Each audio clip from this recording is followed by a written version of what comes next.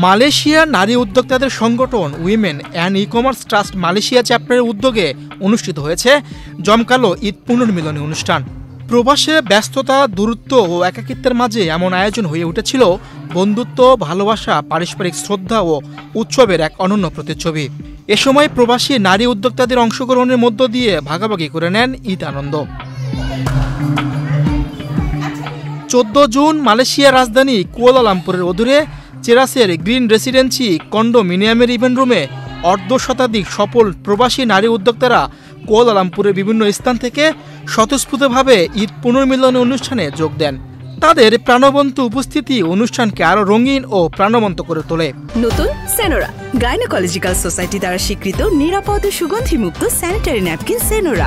এ সময় মালয়েশিয়ার সফল নারী উদ্যোক্তাদের নিয়ে কেক কেটে শুভেচ্ছা বিনিময় করেন উইমেন অ্যান্ড ই কমার্স ট্রাস্টের মালয়েশিয়ার প্রধান রাকিবা রিয়াস্টিনা।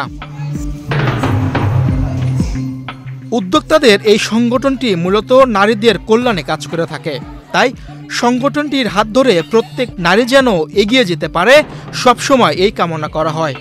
অনুষ্ঠানে নারী উদ্যোক্তাদের মাঝে পুরস্কার বিতরণ, কেক কাটা, সদস্যদের তৈরি খাবার, গল্প, আড্ডা ও স্মৃতিচারণের মধ্য দিয়ে উদযাপিত হয় ঈদ পুনর্মিলনী।